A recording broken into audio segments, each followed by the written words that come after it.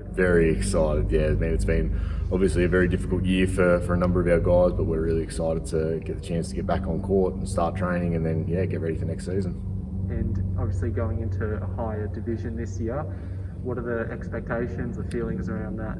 Well, we were prepared for this year, so obviously we had a very good training camp and we got pretty prepared to play in the state champ division. So it's more or less the same thing, same preparation, and just get ready for the league that we were already prepared for in 2020.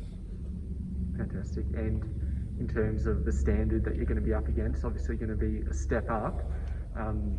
I guess, does that change your goals and expectations of where you want to end up by the end of the season?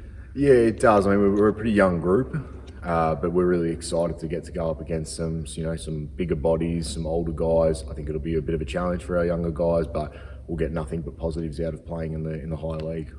And just for you, stepping into this co-coaching role personally, like what are your thoughts about that? Yeah, no, I'm really excited. I've been with these guys, involved in their pathway from the likes of Big Country to playing here in Ballarat now for a good 4 or 5 years. So I'm really excited to get to step into that role and, yeah, play a bit of a bigger role on the coaching side of things.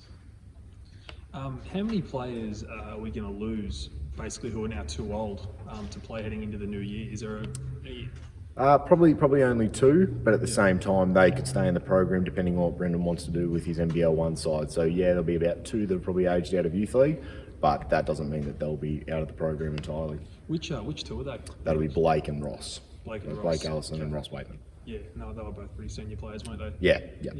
And just in terms of sort of the contact you've had with the boys over the last sort of 10 months, what kind of stuff have they been doing? Yeah, so a lot of the guys have been, obviously doing their own workouts at home, building up their strength, so a lot of gym work, trying to keep some touch and things like that. So it's been just a couple of home workouts and basically just doing whatever they can to stay fit and ready.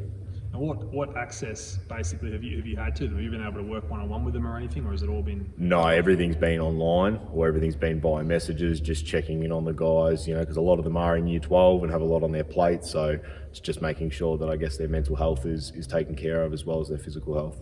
What's the latest update just with the VJBL and the Big V in terms of where they're at the moment? Right now, it's just, as the cases decline, they're kind of getting together and trying to figure out what the league's going to look like next year for both VJBL and Big V. But everything's, it changes from week to week. So hopefully we'll find out more come Christmas time. Awesome. And have you had much consultation with Daniel Nags over the Yes, yeah, I have. Nags, I've been really fortunate to be able to keep our recruiting pretty similar, being able to talk to some guys, seeing where things are at. So it's been really good. Nags, I've got a very good relationship and have had for a number of years now, so not too much has changed for us. How was it for Ross and Blake to have to miss that last year of youth league? Was it sort of disappointing for you? Yeah, I mean it was obviously all that work. Daniel and I now being the youth league coaches for 3 years, to actually get to the division that we were planning on getting to. It was a little bit disappointing that they didn't get their chance, but obviously it kind of is what it is. A bigger challenge. Yeah, super excited to play against the bigger bodies. It's just going to help me further develop my skills for the future. And yeah, how important is to get that really solid development in? I don't know what your goal is for a few years down the track, but could you tell us what your aim is? Yeah, so definitely I want to play pro basketball when I'm older, and playing against these bigger bodies now is only just going to further help my development for when I'm playing up later. How long? I've played for Ballarat since under 12s. I've played all my junior years here, from 12s to 18s for the VJBL team. This will be my 3rd year in the youth league team. Yep, you were in the title side last year, weren't you? Yep.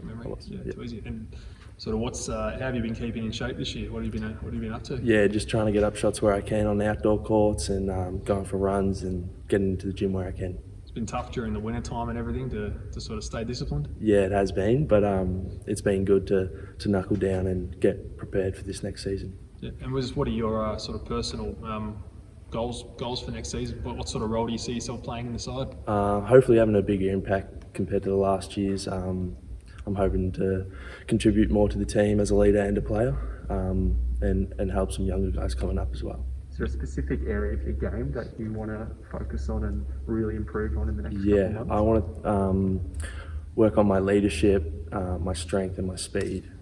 Yeah.